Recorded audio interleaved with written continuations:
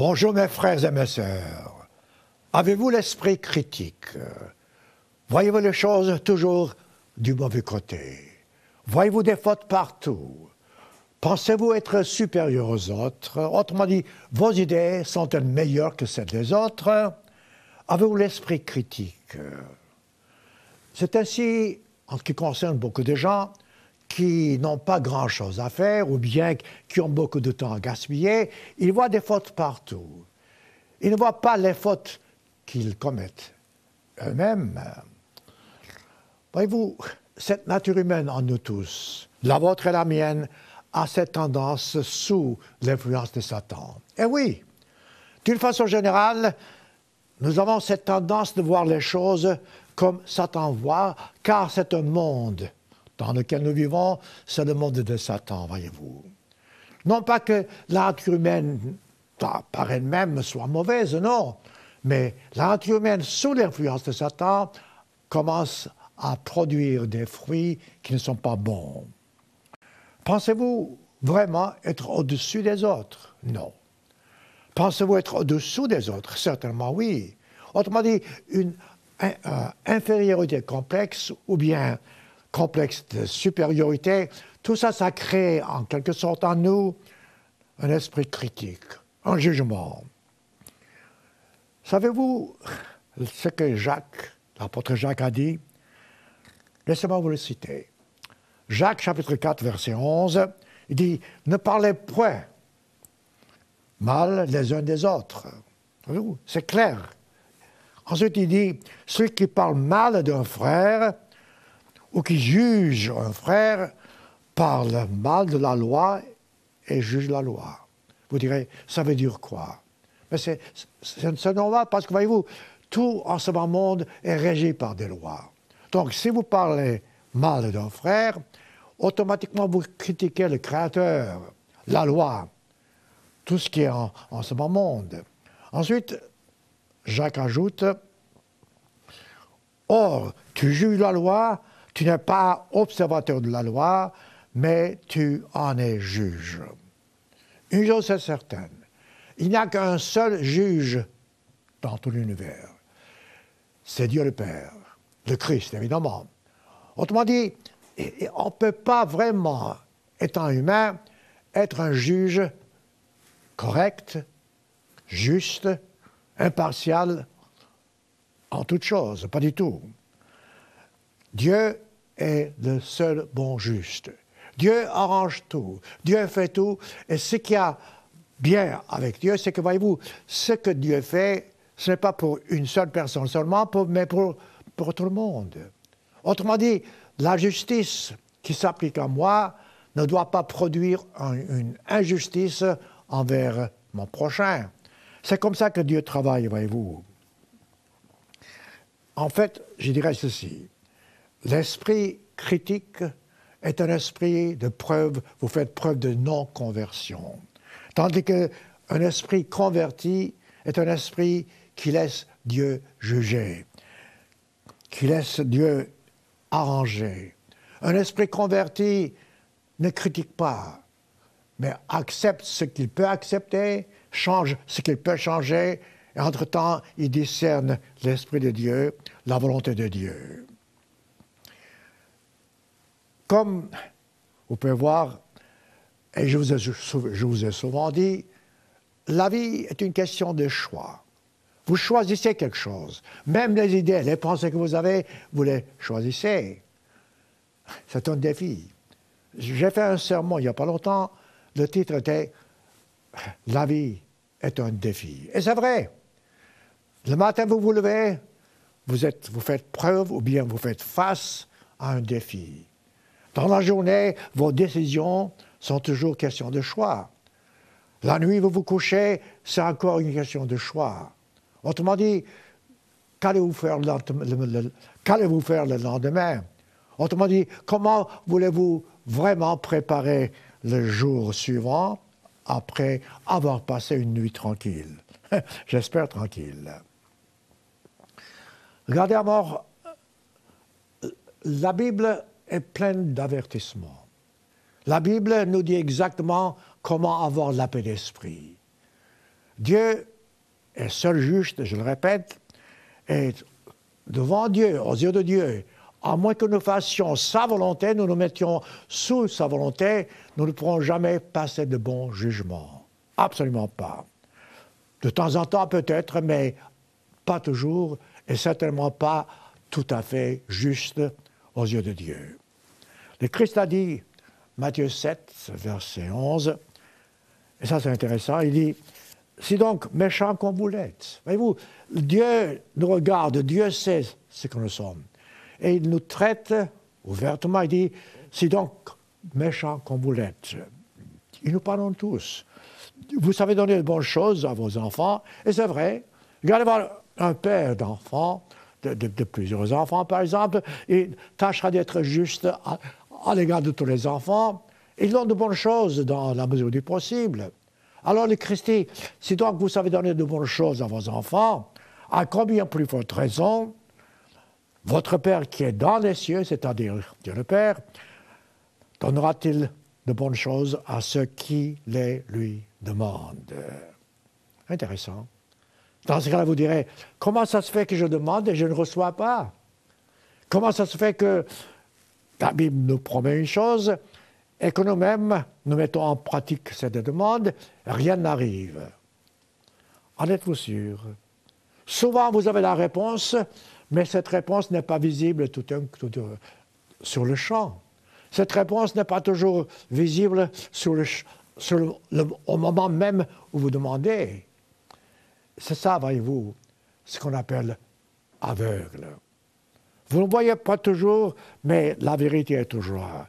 Dieu est toujours là. Dieu vous répond toujours. Autrement dit, nous devons demander avec foi, avec conviction, et aussi avec modestie, et avec humilité. C'est là, voyez-vous, mes frères et mes sœurs, le secret. Nous ne savons pas comment demander. La plupart du temps, un enfant ne sait pas comment demander à son père des choses afin de les recevoir. La même chose avec nous en ce qui concerne nous et Dieu le Père. Réfléchissez, je vous prie. Chacun en ce bas monde a des responsabilités. Un enfant a certaines responsabilités. Il doit certes obéir à ses parents et dans son petit domaine à lui, il a des responsabilités. Une mère de famille a des responsabilités. Il faut qu'elle les accomplisse, il faut qu'elle fasse sa part. Si la maman ne fait pas sa part, le reste de la famille n'avance pas comme elle devrait avancer. Le père de famille a ses responsabilités. Nous avons tous des responsabilités et à mesure que nous accomplissions nos responsabilités, nous arrivons au but pour lequel nous avons été créés. Dans le travail, au bureau, à l'usine, dans tout ce que vous faites, il y a toujours une responsabilité à remplir. Vous devez faire ceci, je répète, sans critiquer, sans voir les fautes auprès des autres, sans juger. Et c'est cela dont je vous parle aujourd'hui. Car lorsque vous assumez vos responsabilités, soyez sûr que vous ne sous-estimez pas les autres, vous ne critiquez pas les autres, vous ne voyez pas des fautes, alors que vous-même, vous êtes probablement coupable de beaucoup plus de fautes. Rappelez-vous une chose fondamentale. D'une façon générale, nous autres humains, nous sommes tous mauvais. Et oui, c'est la base, sous l'influence de Satan. Et si, par exemple, vous vous considérez comme étant juste, comme étant bon, comme étant de bon caractère, laissez-moi vous citer un verset qui se trouve et dans l'Ancien Testament, et dans l'Ancien Testament, et dans le Nouveau Testament. Notez-le. Romains chapitre 3, verset 10. Vous savez, ce sont des paroles qui sont prononcées par l'Éternel Dieu. Donc, ce sont des paroles justes, et il est grand temps que nous puissions, nous tous, y prêter l'oreille. Romains 3, verset 10. Selon qu'il est écrit, dit-il, il n'y a point de juste. Intéressant. Il n'y a point de juste, pas même un seul, écrit l'apôtre Paul sous l'inspiration divine. Nul n'est intelligent. Ah bon? Vous pensiez être intelligent? La Bible dit, nul n'est intelligent. Ensuite, il dit, nul ne cherche Dieu. Encore intéressant. Vous direz, merci, je cherche Dieu. Comment est-ce que vous cherchez Dieu? Cherchez Dieu de la façon même qu'on puisse voir Dieu, qu'on puisse voir et entendre Dieu dans la mesure du possible en tant que... Non, je change ici la phrase.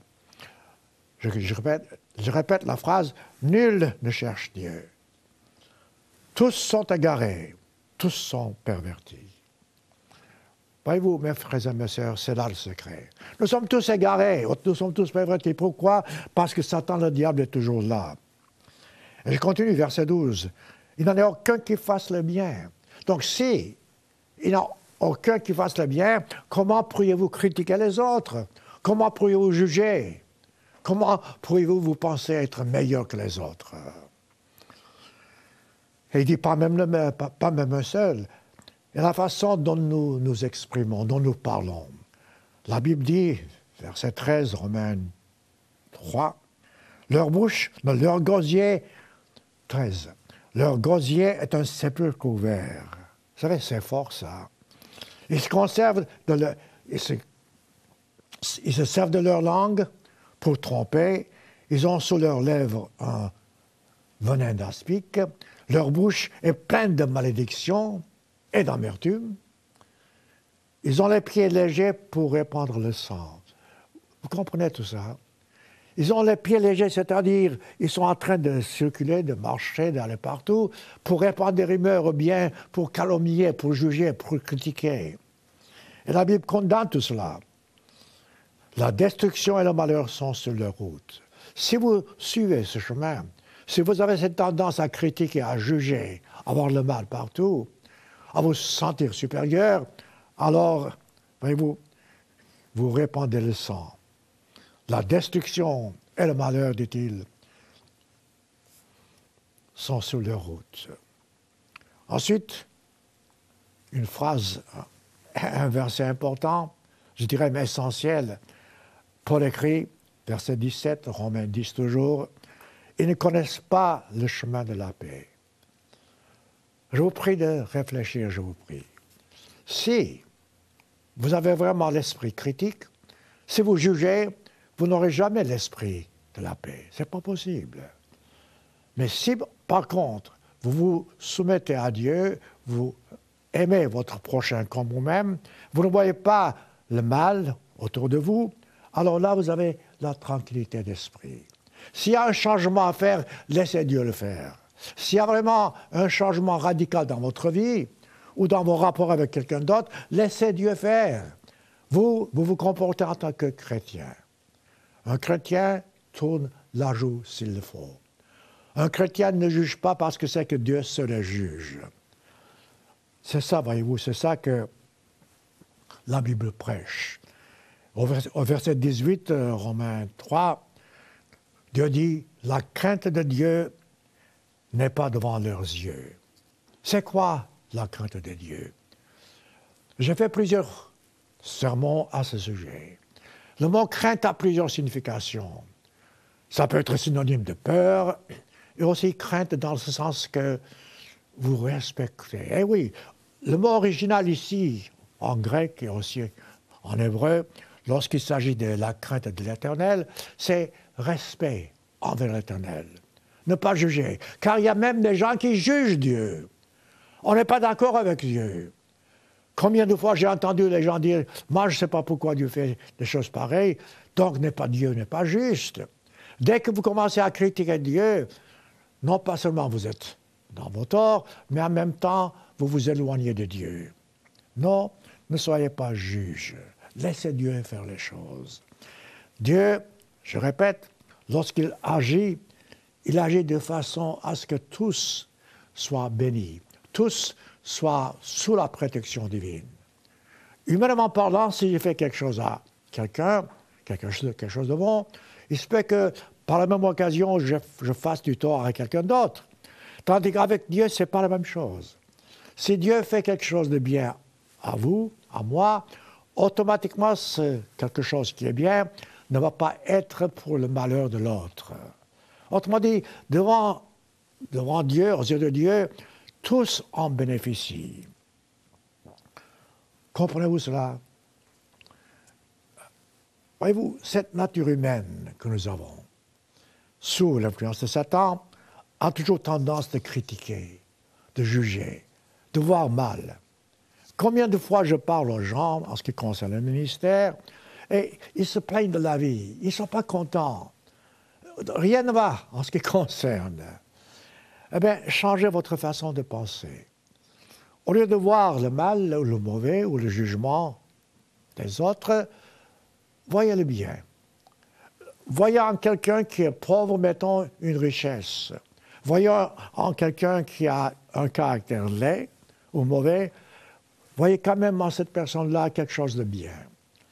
Tâchez de faire du bien. Au lieu de parler mal de quelqu'un, tâchez de dire quelque chose de bien. Vous direz, mais je ne veux pas être hypocrite.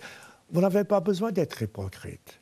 Car il y a toujours en toute personne, en toute chose, quelque chose de bon, quelque chose de bien. Et profitez-en. Laissez-moi citer 2 Chroniques, chapitre 19, verset 7. Regardez voir comment Dieu explique la crainte de l'Éternel. Maintenant, dit-il que la crainte de l'Éternel, le respect envers l'Éternel, soit sur vous. Voilà, voyez-vous, ça c'est une bonne instruction. Veillez sur vous, sur vos actes, car il n'y a chez l'Éternel, notre Dieu, ni iniquité, ni égard pour l'apparence des personnes, et ni acception de personne. Je prends un instant ici pour réfléchir. Réfléchir avec vous. Quand souvent vous regardez autour de vous, vous voyez quelqu'un qui est plus béni que vous, et vous voyez injustice avec Dieu. Quelqu'un plus riche, plus beau, plus jeune, plus en meilleure santé. Alors ce n'est pas juste. Et vous dites, Dieu fait acception de personne, alors que la Bible dit non, Dieu ne fait pas acception de personne. Ça, c'est une pilule dure à avaler. Il faut absolument que nous puissions, une fois pour toutes, savoir que Dieu ne fait pas acception de personne. Mettez ça dans votre tête. Je répéterai toujours, le but de la vie, pour chaque être humain, c'est que nous puissions un jour entrer dans le royaume de Dieu. Le chemin que nous prenons, ce sera le chemin que Dieu nous indique dans la vie. Si nous prenons le chemin que Dieu a tracé devant nous, nous arriverons beaucoup plus facilement qu'autrement. Donc, si Dieu ne regarde pas l'apparence, qu'est-ce qui vous fait penser que Dieu est injuste? Eh bien, je vous dirai une chose. La plupart du temps, lorsque vous voyez injustice auprès de Dieu ou bien auprès d'un ami, c'est parce que vous-même, à cause de jalousie, à cause de vanité, à cause d'orgueil, à cause d'envie, vous cherchez des excuses pour ne pas être content de ce que vous avez et pour critiquer. L'un des dangers de cette attitude, vous savez c'est quoi? C'est tout simple, c'est rumeur. Chaque fois que vous parlez de quelqu'un et que vous commencez à répandre des rumeurs, dès ce moment-là, vous avez un mauvais caractère. Et dès ce moment-là, vous vous détournez de la bonne route, du bon chemin. C'est quoi une rumeur? Est-ce la vérité? Non. Est-ce une supposition? Je ne sais pas.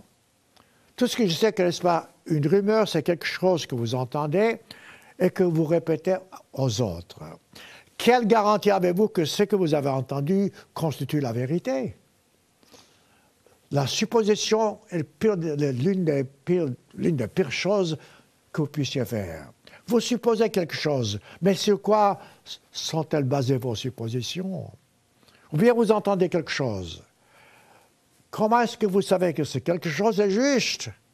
Si ce n'est pas juste, vous n'êtes pas sûr, pourquoi répéter? Ça, c'est le danger, voyez-vous. Voilà, je dirais, la base même de mon sermon. Ne répétez jamais un bruit, une nouvelle, à moins d'en être absolument certain, absolument convaincu, être témoin de la chose. Et encore, si vous répétez quelque chose qui n'est pas bon, dans ce cas-là, vous faites du tort à votre prochain. Donc, éloignez-vous de ce genre de choses. Ne répétez pas les rumeurs, ne répétez pas les choses que vous entendez. S'il y a un changement à faire et qui a besoin d'être fait, laissez Dieu faire le changement, car Dieu fera les choses de la façon que personne n'en souffre, mais que tous en bénéficient.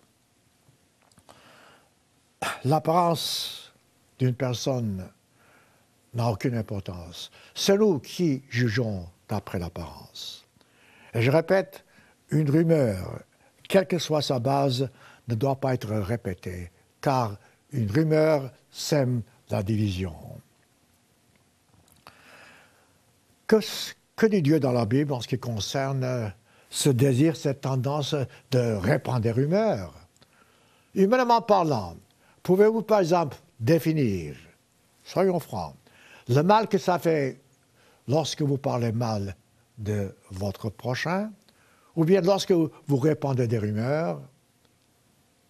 Voudriez-vous qu'on parle de vous de cette façon-là? Supposons qu'on vous accuse de quelque chose que vous n'avez pas commis. Comment vous défendre? Comment vraiment dire aux gens que ce n'est pas vrai? Parce que la nature humaine, sous l'influence de Satan, a toujours tendance à croire ce qui est mauvais, ce qui est mal. Donc, une rumeur devient réalité, entre guillemets, aux oreilles de ceux qui l'entendent.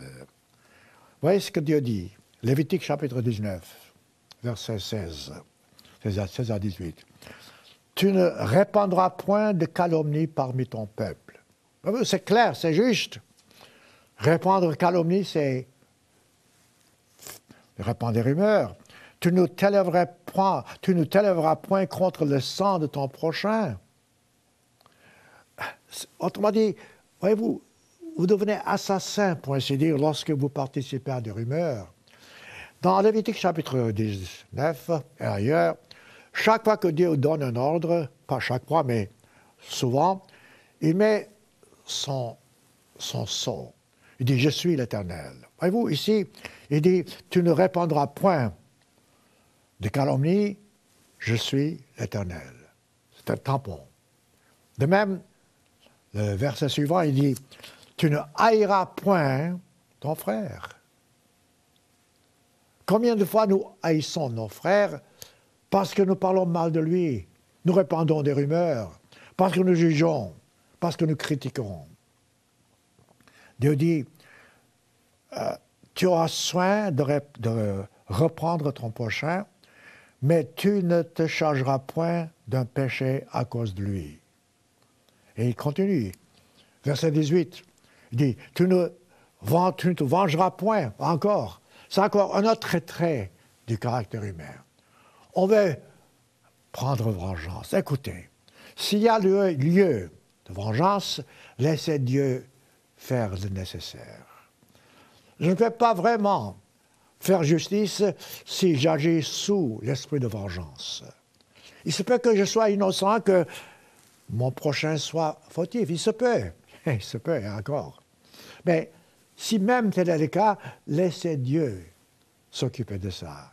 Que Dieu soit responsable de la vengeance qui s'ensuit. Alors vous aurez un esprit tranquille, car Dieu fera toujours justice à l'égard de tous. Et Dieu dit, tu ne te vengeras point, tu ne garderas point de rancune. Vous savez, c'est intéressant. Combien de fois, si vous réfléchissez comme il faut, vos souffrances résultent parce que vous avez dans le cœur des rancunes? Parce que vous n'avez pas pardonné, vraiment. La miséricorde n'a pas de sens à moins que vous puissiez vraiment oublier. Et oui, une miséricorde n'est pas vraiment miséricorde à moins que le pardon s'en suive et que vous effacez, vous oubliez. J'ai entendu quelqu'un dire « Oh, j'ai pardonné à telle et telle personne, mais je garde la liste des choses qu'il a faites. » Voyez-vous, ça n'a pas de sens.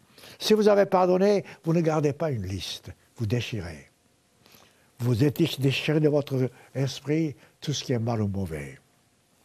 Et Dieu dit, tu ne dérangeras point, tu ne garderas point de rancune contre les enfants de ton peuple. Tu aimeras ton prochain comme toi-même. Voilà la base. C'est un commandement dans l'Ancien Testament, c'est un commandement dans le Nouveau Testament. Savez-vous, mes frères et mes sœurs, que ce commandement, c'est-à-dire tu aimeras ton prochain comme toi-même, c'est presque dans toutes les religions. D'une façon ou d'une autre, ce commandement apparaît, même dans des religions qui ne sont pas chrétiennes du tout. Et Dieu, après avoir dit ceci, il dit « Je suis l'Éternel ». Autrement dit, une fois encore le tampon « Je suis l'Éternel ». Je dirais que, d'une façon générale, cette tendance est avec nous tous. Parce que nous ne pouvons pas voir les choses comme nous devrions voir. Et nous avons du temps à gaspiller, pour ainsi dire. L'apôtre Paul parle souvent de ces choses-là.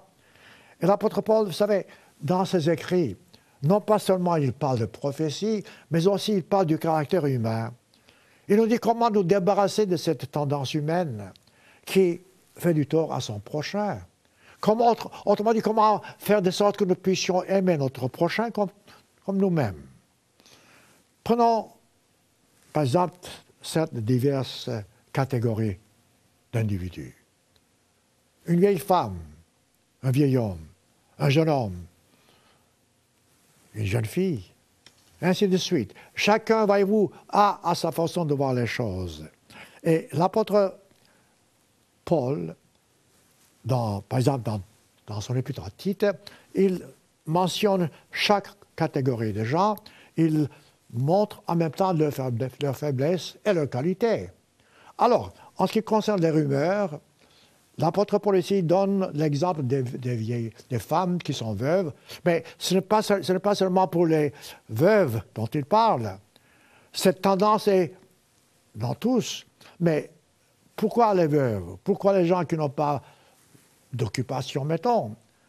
Laissez-moi le citer, parce qu'il est intéressant de voir comment l'apôtre définit ceci. 1 Timothée, chapitre 5, verset 11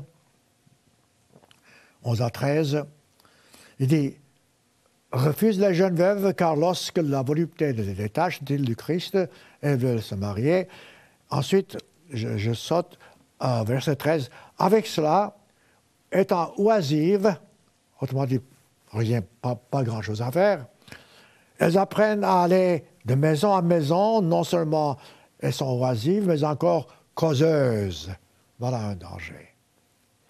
Ça, c'est donc répandre des rumeurs intrigantes, disant ce qu'il ne faut pas dire. Je répète, mes frères et mes sœurs, ce ne sont pas seulement les femmes, mais c'est aussi tout le monde. Ça peut être des jeunes ou des âgés, ça n'a pas d'importance. Le fait est que nous devons tous apprendre de ces écrits et faire le nécessaire afin d'éviter cette tendance.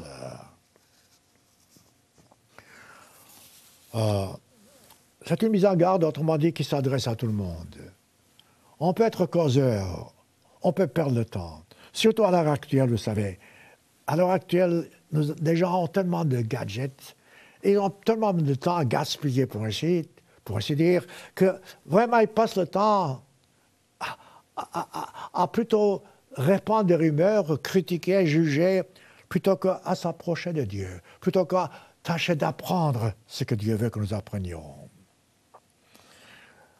Nous vivons dans un monde qui a l'esprit critique, car nous vivons dans un monde où Satan, le diable, est encore le Dieu de ce siècle. Nous vivons dans un monde où les gens voient le mal, où les gens sont jaloux, où les gens veulent critiquer, veulent profiter de tout. Autrement dit, on veut gagner sans pour autant faire des efforts. On veut avoir tout sans payer le prix, pour ainsi dire. Regardez voir l'Église de Dieu. L'Église de Dieu est un endroit qui devrait être, et qui est, enfin devrait être, en ce sens que dans l'Église de Dieu, il ne doit pas y avoir de mépris. Il ne doit pas y avoir de critique, d'esprit critique, de jugement. Et pourtant, ce n'est pas toujours le cas, malheureusement pas. Dans l'Église de Dieu, nous devons tous, je répète, non pas seulement aimer tout le monde, respecter tout le monde, faire la volonté de Dieu, mais aussi dans l'Église de Dieu, nous devons absolument éviter de se juger les uns les autres. Et oui, dans l'Église de Dieu, il y a peut-être des gens qui sont plus élevés ou moins cultivés. Ça n'a pas d'importance. Nous devons regarder les gens tous comme si des enfants potentiels en puissance de Dieu, et qu'un jour, ces gens-là seront donc dans le royaume de Dieu en tant qu'enfants de Dieu. C'est là le but. C'est là le but, mes frères et mes sœurs. Et ça toujours en tête. Ce qui se passe en ce bas monde, c'est temporaire. S'il y a, mettons, injustice, supposons, cette injustice est temporaire. La vie ici-bas est tellement courte. C'est une vapeur, comme je vous ai dit souvent, comme la Bible le dit. Vous fermez les yeux, vous ouvrez les yeux, ça y est, c'est fini. Mais ce que nous avons devant nous, c'est la vie éternelle. Là est une existence perpétuelle, éternelle, et c'est ça qui compte. Il faut que nous puissions y entrer de la façon à plaire à Dieu, de la façon à avoir un caractère juste, un caractère parfait, et c'est vraiment ce que Dieu veut que nous ayons. Ça, c'est le but. Comment y parvenir? L'apôtre Paul vous dit dans Philippiens, nous ne pouvons pas nous rendre compte. Dans un monde sous l'influence de Satan, le plus grand danger que nous avons, c'est l'orgueil. Et oui, l'esprit critique, c'est le résultat de l'orgueil. L'esprit du jugement, c'est un résultat de l'orgueil. Donc, l'exact opposé de l'orgueil, c'est l'humilité. Voyez ce que l'apôtre Paul écrit. C'est beau, ça, voyez-vous, quand on comprend. Prenez le Christ. Il avait tout, absolument tout. Le Créateur des cieux et de la terre. Qu'est-ce qu'il a fait? Il est venu donner sa vie pour vous et pour moi, afin que nous puissions un jour, nous autres, hériter la vie éternelle. Partager avec lui sa gloire. Voilà la différence. C'est pourquoi l'apôtre Paul écrit dans Philippiens chapitre 2, 1 à 5, tâchez, comme je vous ai souvent dit, tâchez de méditer ces versets. Non pas seulement lire, méditer. Regardez voir la profondeur de ces phrases dont l'apôtre Paul plutôt, se sert. Philippiens chapitre 2, verset 1 à 5. Si donc, dit-il, il y a quelque consolation en Christ. Vous savez ce que signifie consolation? Si vous avez consolation, vous n'avez pas de chagrin. Vous êtes consolé. Ici, on parle de Dieu. Consolation en Dieu. Donc, si, dit-il, il y a quelque consolation en Christ, s'il y a quelque soulagement dans la charité, là encore, tâchez le temps. Prenez le temps de réfléchir. Soulagement dans la vérité, dans l'amour, charité. Vous savez, c'est fantastique. Si je sais que Dieu m'aime, si je sais que Dieu est avec moi, quel soulagement! Donc, il y a un soulagement fantastique dans cette vérité. S'il y a quelque union d'esprit, c'est pas marqué désunion d'esprit. C'est pas marqué critique, non, jugement, non, union d'esprit. Là où il y a union d'esprit, il n'y a pas de jugement, il n'y a pas de critique. Donc, s'il y a union d'esprit, dit-il, s'il y a quelque compassion et quelque miséricorde. Vous savez, franchement, je peux m'arrêter ici, passer toute une heure à méditer à ces mots. Ce que ça veut dire amour, ce que ça veut dire soulagement, ce que ça veut dire compassion. Compassion, c'est vous souffrez avec quelqu'un. Vous partagez ses souffrances. Vous faites quelque chose. Miséricorde. C'est quoi la miséricorde? Une fois encore, sans miséricorde, vous ne pouvez pas arriver au but. Ici, nous parlons, voyez-vous, de humilité. Ici, nous parlons de l'avenir. Ici, nous parlons d'un esprit critique dont nous devons nous débarrasser. Et au lieu d'avoir cet esprit critique, avoir un esprit de miséricorde. Vous savez, c'est beau. Lisez ça, Philippiens chapitre 2, verset 1. Ensuite, Paul parle maintenant, en tant qu'un père à nous tous, il dit « Rendez-moi joie parfaite », verset 2, Philippiens 1. Ou Philippiens 2. Philippiens 2, verset 2. « Rendez-moi joie parfaite », dit-il, ayant un même sentiment. Regardez ça. Un même sentiment, un même amour, une même âme, une même pensée. Regardez comment il met tout ça ensemble. Autrement dit, une unité totale. Avec qui? De quoi est-ce qu'on parle? De qui est-ce qu'on parle? Laissez-moi continuer. Verset 3. Ne faites rien par esprit de parti ou par vaine gloire. Pas encore critique, esprit de jugement, causeur, causeuse, volupté, vanité. Il dit, ne faites rien par esprit de parti ou vaine gloire, mais que l'humilité, ça revient. Un jour, vous savez, moi je voudrais prendre dans la Bible toutes les fois qu'il y a le mot humilité, en faire un long sermon. Car ce sera un long sermon parce que ce mot humilité paraît à plusieurs reprises. Mais si nous pouvions nous mettre dans la tête que non, je vais absolument pratiquer l'humilité. Non pas seulement par la parole, mais aussi par vos pensées, par vos actes. Si, comme vous pouvez voir, vous pouvez laisser l'humilité vous regarder les autres comme étant au-dessus de vous-même. C'est dur. Lorsque vous êtes intelligent, c'est dur de voir quelqu'un qui n'est pas très intelligent et de vous regarder cet individu comme au-dessus de vous-même. C'est dur qu'on peut voir quelqu'un qui est pauvre, qui n'a pas beaucoup de talent, alors que vous êtes riche, vous avez beaucoup de talent, de dire, tiens, il est meilleur que moi. Et pourtant, c'est ça, l'humilité. C'est ce que Dieu veut que nous puissions faire. Nous puissions vraiment mettre dans notre tête. Donc, regardez les autres au-dessus de vous-même. Que chacun de vous, verset 4, Philippiens 2, au lieu de considérer ses propres intérêts, considère aussi ceux des autres. Mais tout ça, c'est quoi?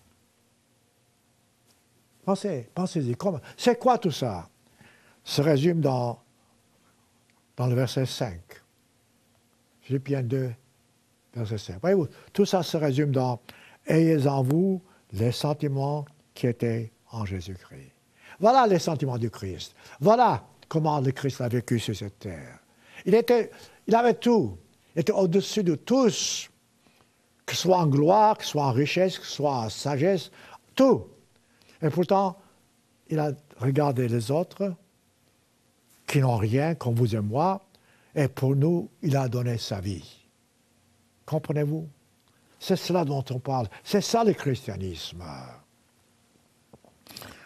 En ce bas monde, les gens se détournent de Dieu, se sont détournés de Dieu. Et ils n'ont pas cette compréhension.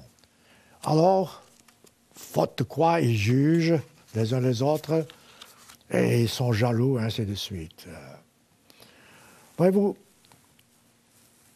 comme j'ai dit il y a quelques instants, la vie est un défi. Il y a des changements à faire. Chacun de nous doit changer quelque chose dans sa vie. Quelque chose qui n'est pas bon aux yeux de Dieu.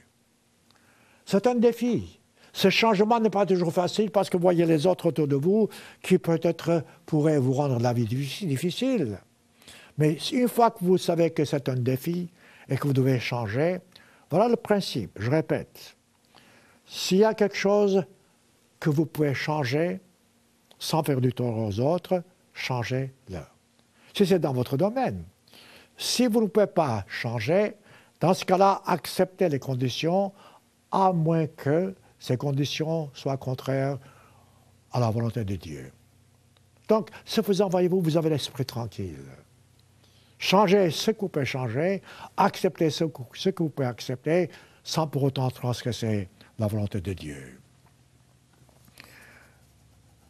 Vous savez, dans mon ministère, j'ai vu toutes sortes de gens. Des gens qui sont très, très, je dirais, intelligents, des philosophes même, des écrivains, des chefs d'État même. Et aussi, j'ai vu des gens extrêmement pauvres. Et quoi qu'il en soit, dans l'esprit de chacun, que ce soit intelligent ou peu intelligent, il y a toujours cette question. Pourquoi Dieu fait les choses comme il les fait? Et c'est vrai. Peut-être vous vous êtes aussi posé cette question. Pourquoi Dieu fait les choses comme il fait? Ou pourquoi Dieu permet les choses comme il les permet? Je me rappelle, il n'y a pas longtemps, il y avait un accident d'autocar en France et il y avait 50 personnes innocentes pour autant qu'on puisse être innocent, sont morts dans cet accident d'autocar. Les journaux disaient, mais pourquoi? Il y avait des enfants dans l'autocar. Pourquoi Dieu permet-il ce genre de choses? Voyez-vous, ce pourquoi n'est pas nécessaire. Si vous avez les yeux sur Dieu, et vous savez que Dieu est juste, Dieu est bon, Dieu nous protège tous, si une telle chose arrive, il peut y avoir beaucoup de raisons. Ça peut être négligence humaine, ça peut être des conséquences que les hommes, dont les actions des hommes ont produites, je ne sais pas. Mais Dieu est au courant. Si Dieu n'a pas empêché, et Dieu n'empêchera pas toujours les choses, Dieu sait pourquoi. Donc, laissez Dieu agir. Prenez encore, écoutez, l'Holocauste. Il y avait 5 millions dans les holocaustes. 5 millions. Comment est-ce que Dieu, un Dieu de justice, de bonté, peut permettre cela? Ce n'est pas une question de permettre, ce sont les hommes qui ont produit cet état de choses, l'humanité même, qui sont responsables. Dieu n'est pas coupable de cela. Dieu a permis. Dieu permet beaucoup de choses. Moi, je peux mettre à ce moment-ci, tourner le dos et faire ce que je vais faire. Dieu ne m'arrêtera pas. Voilà la liberté qu'il nous a donnée. La liberté que nous avons est un privilège précieux. Nous devons, nous, apprendre à marcher dans la voie divine, car Dieu nous donne son Saint-Esprit, afin que cette liberté que nous avons sous le Saint-Esprit puisse nous conduire dans la bonne voie. Comprenez-vous? Et n'oubliez pas, en fin de compte, tous auront l'occasion d'apprendre cette vérité, tous auront l'occasion de naître dans le royaume de Dieu s'ils se soumettent. Autrement dit, ce qui se passe dans ce monde, même si nous ne comprenons pas bien, il n'y a pas d'injustice en Dieu. Nous pouvons changer notre vie, nous pouvons modifier les choses, nous pouvons améliorer notre caractère, et de par cette expérience, nous nous approchons de Dieu. Voilà pourquoi donc, personnellement parlant, j'ai appris parfois à un prix assez cher. Si quelque chose m'arrive et que ce n'est pas très encourageant ou bien c'est triste, je laisse Dieu me permettre de comprendre ce qui se passe sans jamais blâmer Dieu. Et vous verrez la paix d'esprit que vous avez. Ce n'est pas facile. Si Dieu vous permet de comprendre cette vérité, en fin de compte, quel que soit le malheur, quelle que soit l'épreuve, vous sortirez vainqueur. Ce n'est pas facile.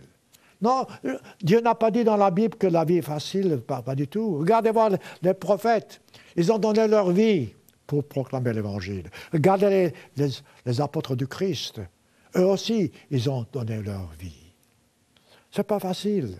Mais il y a une différence entre ce qui est facile et ce qui est utile, nécessaire, dans l'accomplissement d'une tâche, comme ces prophètes et apôtres ont fait, et qui nous ont permis de comprendre.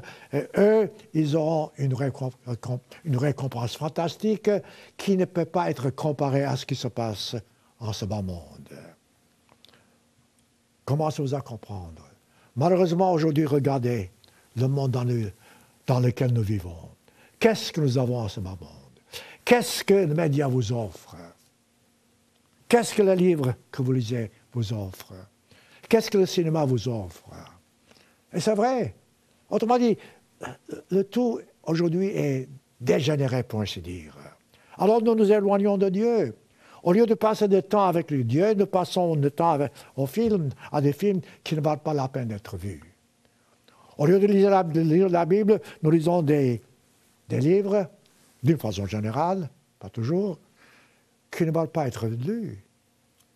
Au lieu de passer le temps à prier, à méditer, on passe le temps dans des bars ou des... je sais pas, autrement dit, je ne vais pas exagérer, je ne vais pas dire qu'il faut être, entre guillemets, il faut s'écarter du monde, pas du tout.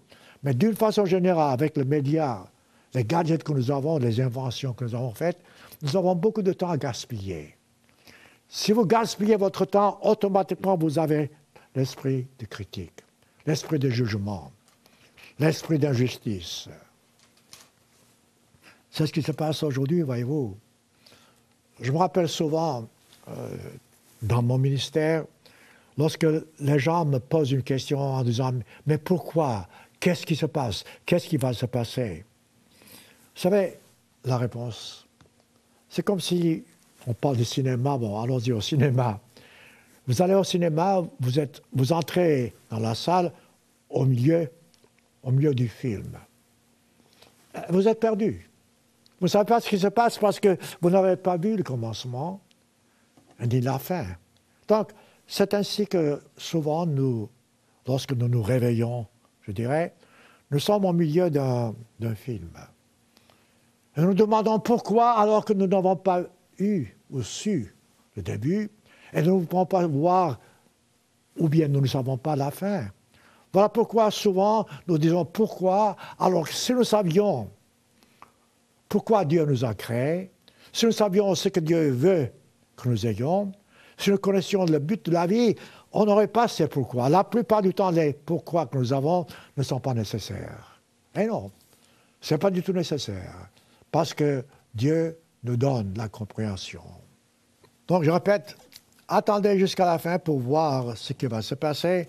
Entre-temps, continuez à faire confiance en Dieu. Souvent, aujourd'hui, les gens rejettent l'Ancien Testament. Écoutez, l'Ancien Testament est aussi la parole de Dieu que le Nouveau Testament. Laissez-moi vous citer Néhémie. C'est dans l'Ancien Testament. C'était aussi un serviteur de Dieu. Regardez ce qu'il écrit en ce qui concerne le peuple. Néhémie, chapitre 9, versets 32 à 35. « Et maintenant, dit-il, ô notre Dieu, Dieu grand, Dieu puissant, Dieu redoutable, toi qui gardes ton alliance et qui exerces la miséricorde. » Voyez-vous, c'est Dieu qui exerce. Lorsque Dieu exerce la miséricorde, c'est permanent. Ce n'est pas comme nous qui oublions, mais seulement temporairement. Lorsque Dieu fait miséricorde, c'est pour de bon. Ne regarde pas comme peu de choses utiles toutes les souffrances que nous avons éprouvées.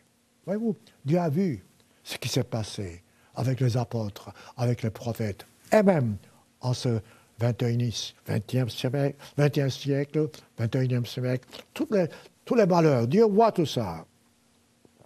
Il dit, ce n'est pas peu de choses, toutes les souffrances que nous avons éprouvées. Nous, Néhémie commence à comprendre ce que c'est.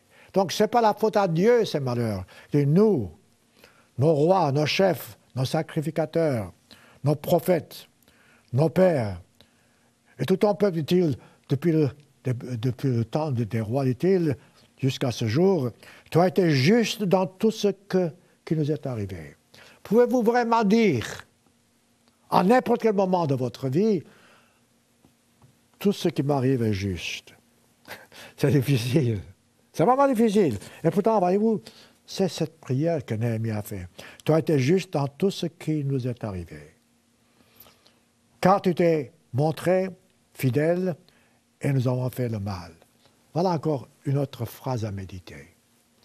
Dieu se montre fidèle alors que nous faisons le mal de par notre nature charnelle. Voyez-vous, alors là, vous avez un esprit converti.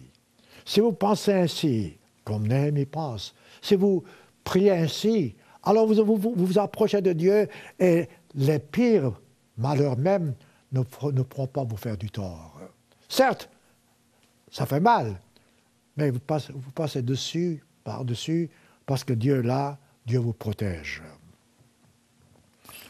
Verset 34, Néhémie 9, dit « Nos rois, nos chefs, nos sacrificateurs, nos pères n'ont pas observé ta loi. » Et c'est vrai aujourd'hui. Quoi que nous fassions, nous ne pouvons pas observer la loi de Dieu comme Dieu veut que nous puissions vraiment le faire. Ils n'ont pas été attentifs. Ils n'ont pas obéi à tes commandements, ni aux avertissements que tu leur adressais. Voilà la vérité. Voilà pourquoi nous souffrons sur cette terre.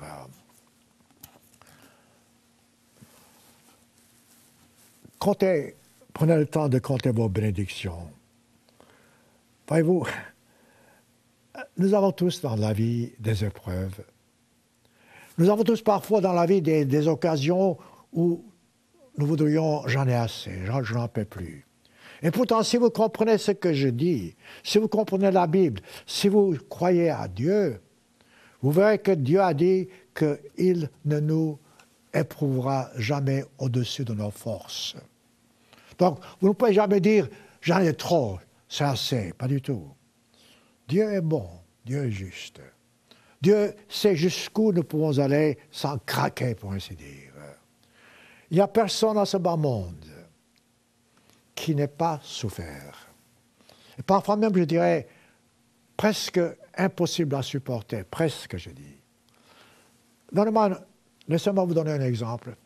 Prenez Job. J'ai souvent parlé de Job. Regardez voir son attitude. Aux yeux de Dieu, il était juste. Il était intègre. Aux yeux de Dieu, Job méritait tout. Et il avait tout. Une famille fantastique, une fortune fantastique, de la gloire, comme vous voulez. Il menait une vie fantastique. Et de par la jalousie de Satan, Dieu a permis à Satan de tenter Job. Job ne savait pas qu'il allait être tenté. Satan le savait. Dieu le savait. Alors, regardez cet exemple. Tout ce qui lui arrive, Job dit, mais qu'est-ce qui lui arrive? Je ne comprends pas.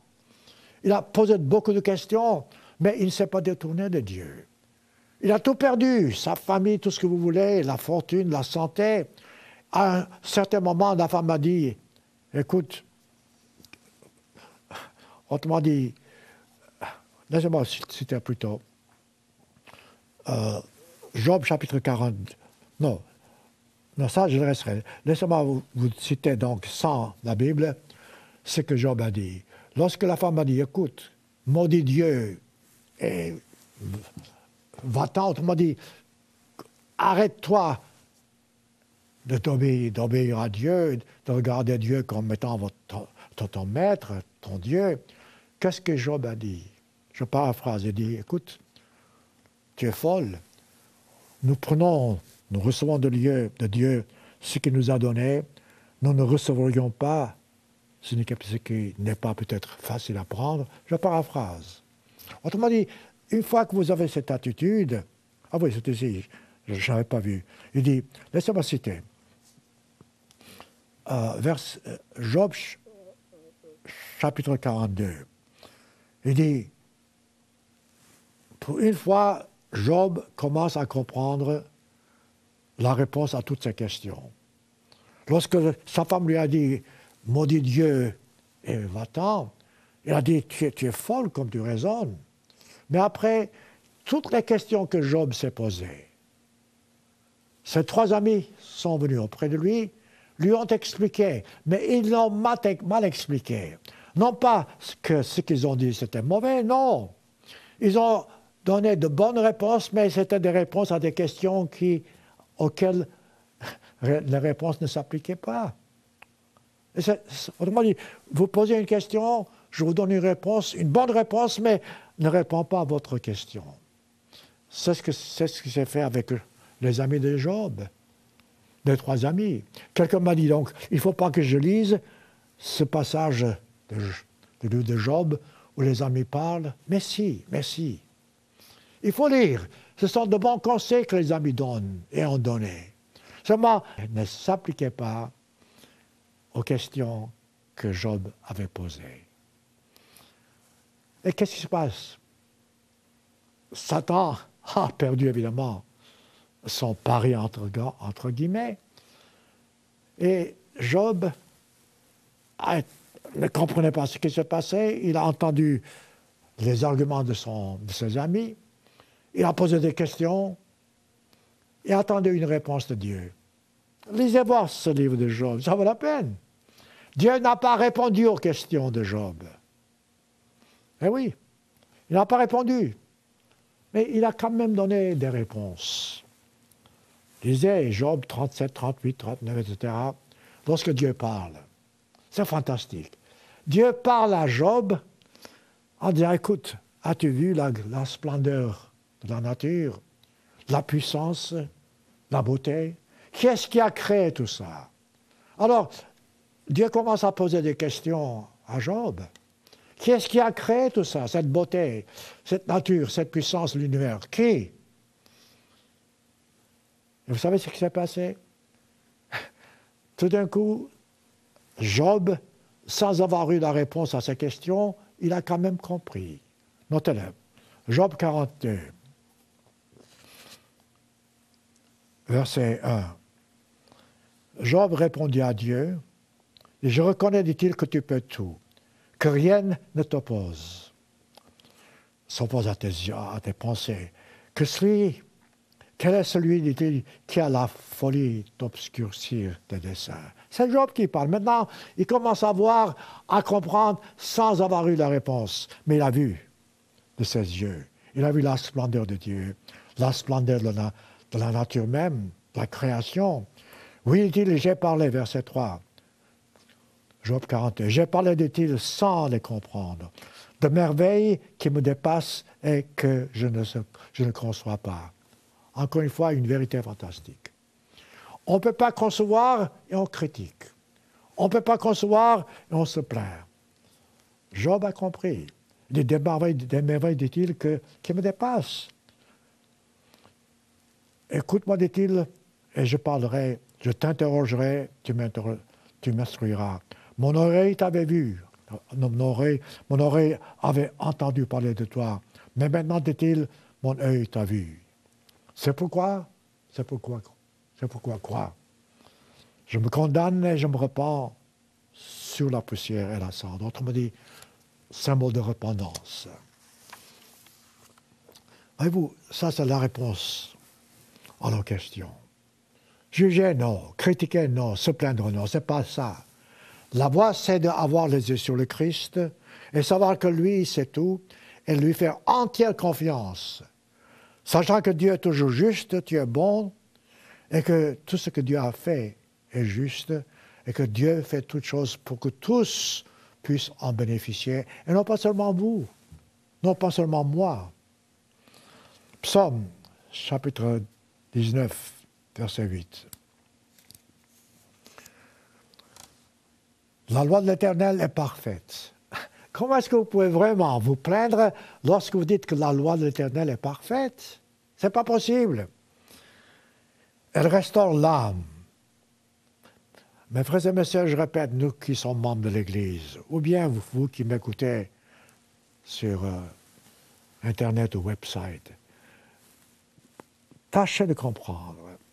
Tâchez de comprendre si Dieu est parfait, et Dieu est parfait, si les lois de Dieu restaurent l'âme, si le témoignage de l'Éternel est véritable, il rend sage l'ignorant, et tout ça c'est vrai. Alors, comment est-ce que vous pouvez vous plaindre? La crainte de l'Éternel, verset 10, est pure. Elle subsiste à toujours. La crainte de l'Éternel, c'est le respect de Dieu.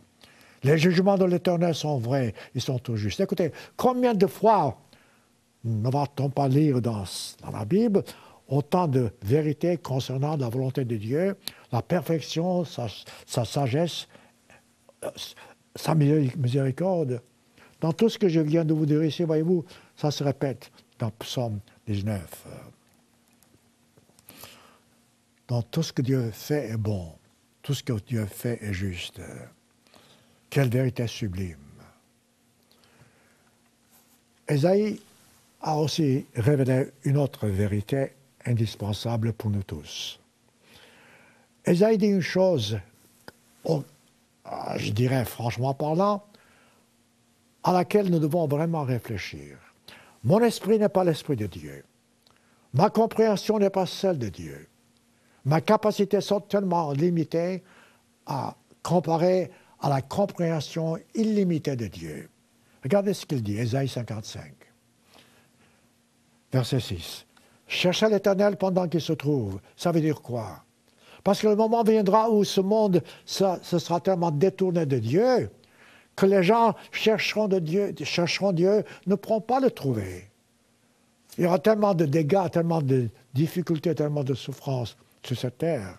Il dit, cherchez l'Éternel pendant qu'il se trouve, invoquez-le tandis qu'il est prêt, que le méchant abandonne ses voies. Jugement est une mauvaise voie, critique est une mauvaise voie, calomnie est une mauvaise voie. Abandonnez ces mauvaises voies.